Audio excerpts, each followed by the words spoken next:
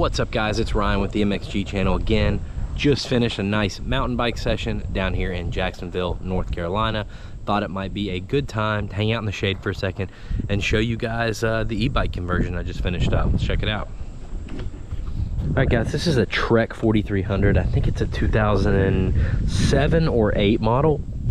And this has basically been sitting around in my shed for a decade. You know, I used to mountain bike a little bit, trying to keep in shape for moto. And in West Virginia, guys, all the mountain biking contains a lot of climbing, at least to get started. And man, that used to really kill it for me, doing some of these gnarly climbs and getting your heart rate up around 200, hyperventilating before you even get to the downhill section. I don't know, I just kind of got out of it over the years, and man, these new e-bikes have kind of gotten me back into it. So I started off, I bought a rear hub drive e-bike, which I'll show you in another video, and just to see if I was gonna like e-bikes. And I could tell two things right off the bat. One, I could tell I was really gonna like e-bikes, and two, I was gonna tell I definitely wanted a mid-drive. You know, mid-drive mountain bikes, you know, they can get pretty high up there in expense, so I really wanted to try one out before I bought a decent one. Like I said, had this bike in the shed, knew you could pick up these conversion kits, and what this is a Bafang BBS02 motor kit. You can pick these up on Amazon. This motor has been around for a long time, 5 or 6 years, so there's much torquier, much more efficient motors out there right now, but you can pick this one up for a pretty good steal right now. You can get the motor and the entire kit with it for like 500 bucks. That's just not including the battery. You got to choose what battery you want.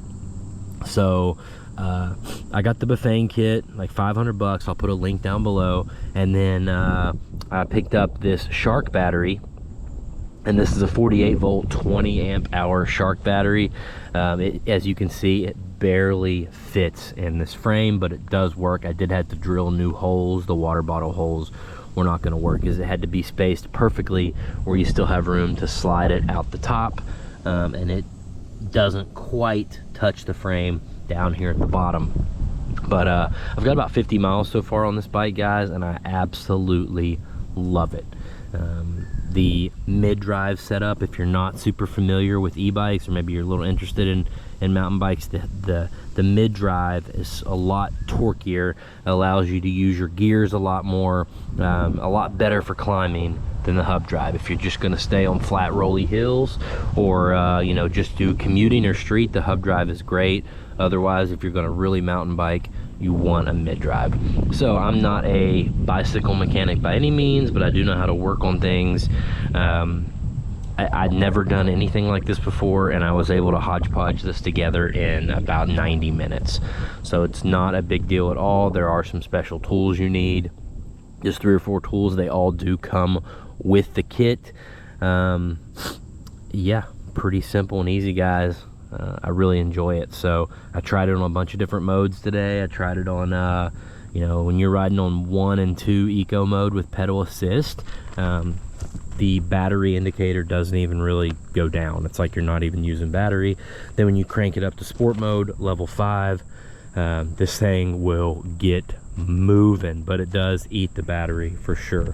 One thing that I wanted to mention that I thought that I wasn't completely sure on was doing a conversion like this on a bike that didn't have disc brakes. This one's just got these regular like V brakes.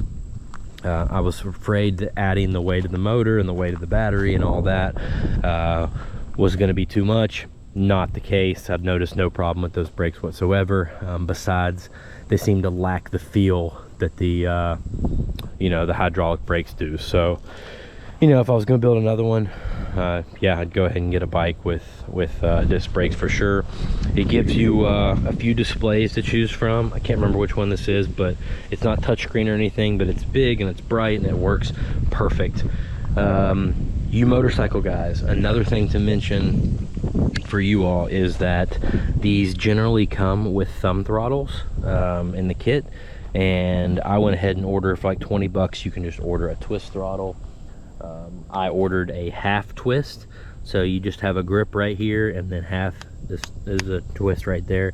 I'm finding that pretty intuitive on trails, because most of the time I don't use the throttle very often, just to get out of tight spots, or when you really lose momentum, it makes it nice. But otherwise, you've got the whole grip here, and I've got a regular grip on this side, of course. So another thing to mention would be the sensors for the brakes.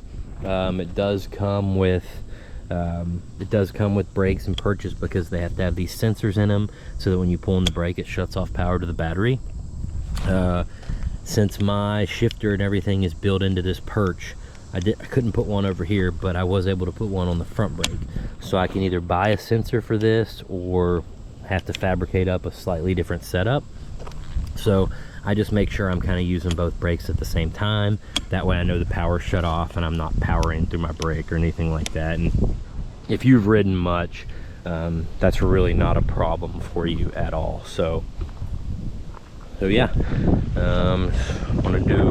had a couple people comment and asking me to make some videos on the other e-bike and this e-bike, so I wanted to show you guys, and let me know what you think down below, and I'll drop a video on the hub drive bike and tell you a little bit more about it. So it's a Trek 4300 with a Bafang BBS 02 mid-drive kit. I'll put all the links down below in the description.